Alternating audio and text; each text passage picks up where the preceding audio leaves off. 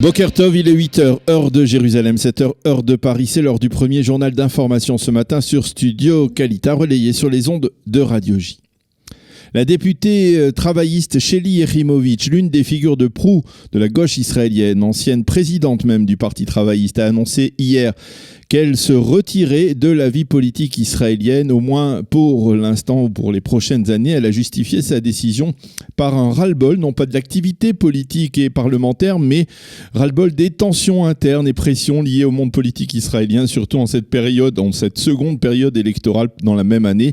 Elle a tout de même précisé qu'elle restait membre du Parti travailliste et qu'elle le soutiendrait lors des prochaines élections du 17 septembre. Shelly Yechimovitch est considérée en Israël comme l'une des plus brillantes parlementaires actuellement en poste. En 13 années de carrière politique, elle a fait voter 69 projets de loi qui, comme elle l'a expliqué, ont tous pour objectif d'aller vers plus d'égalité entre l'ensemble des citoyens de l'État d'Israël. Avant d'entrer en politique il y a 13 ans, Shelly Yechimovitch était une célèbre journaliste très influente dans la vie sociétale d'Israël. Elle a annoncé hier sa décision, nouveau président du Parti travailliste Amir Peretz, qui avait été celui qui l'avait poussé à entrer dans le monde politique en 2005. Ce dernier a exprimé ses regrets à la suite de la décision de Shelly Yechimovitch et les deux leaders travaillistes donc devraient se rencontrer aujourd'hui. En marge de ce développement, les rumeurs d'une union de la gauche idéologique semblent s'accentuer. En effet, hier, Amir Peretz s'est entretenu avec le nouveau président du parti Meretz, Nitzan Horowitz, et la rencontre a été qualifiée d'excellente. Il semble en effet qu'au Meretz, on aspire à une union avec les travaillistes en perspective des élections. Par contre, plusieurs responsables du parti Meretz ont exprimé leur opposition farouche à une alliance avec Ehud Barak et avec son parti Israël démocratique.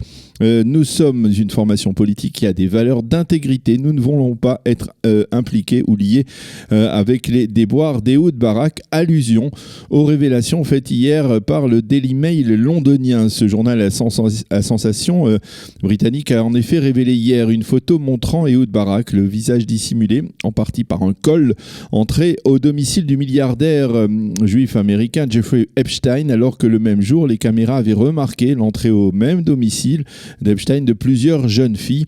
Epstein est, je vous le rappelle, soupçonné par la police new-yorkaise d'avoir organisé un réseau de jeunes filles qu'il accueillait chez lui, avec lequel il entretenait des relations sexuelles. Réagissant à ces révélations plutôt embarrassantes, Ehud Barak les a formellement démenties. Il a affirmé qu'il allait attaquer le Daily Mail en diffamation et il a déclaré qu'il n'avait jamais rencontré Epstein en présence de jeunes filles. Soirée de gala hier soir près des murailles de Jérusalem pour l'association Elnet France qui organise actuellement la visite en Israël d'une quarantaine d'élus français, de députés et de sénateurs pour une découverte ou une redécouverte de l'État d'Israël.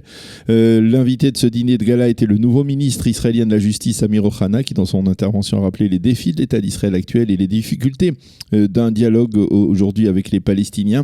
Le député des Français de l'étranger, Meir Habib, a appelé ses collègues de l'Assemblée nationale et du Sénat à bien comprendre sur le terrain la réalité de l'État d'Israël. Les élus se rendront ce matin au mémorial du Yad Vashem avant de rencontrer cet après-midi le Premier ministre Binyamin Netanyahou.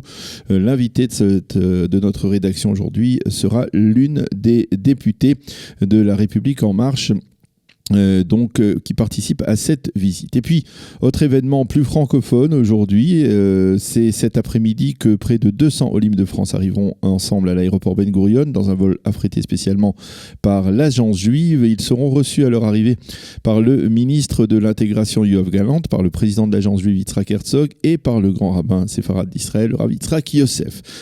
La météo, attention, la journée d'aujourd'hui sera exceptionnellement chaude. La météo annonce une journée de canicule sans précédent depuis le début de cet été. Il fera donc très chaud et très sec, surtout sur l'ensemble du territoire israélien, ce qui pourrait être propice au déclenchement d'incendies dans les forêts israéliennes. D'ailleurs, un incendie a éclaté hier soir dans le parc à Yarden, près du lac de Tibéria, dans le nord du pays. Les pompiers ont réussi apparemment à le maîtriser. Les responsables de la météo ont demandé au public de ne pas faire de feu de camp dans les forêts ou même sur les espaces verts ouverts. L'Office des parcs nationaux a même demandé tout simplement aux Israéliens aujourd'hui de ne pas se livrer à des excursions à l'extérieur. Les températures devraient battre des records. Il fera aujourd'hui 37 degrés à Jérusalem, 39 à Tel Aviv et 47 degrés à Eilat, à l'ombre. Donc soyez prudents si vous êtes en Israël. Il fera très très chaud aujourd'hui. Voilà, donc c'est la fin de ce premier journal d'information sur Studio Kalita.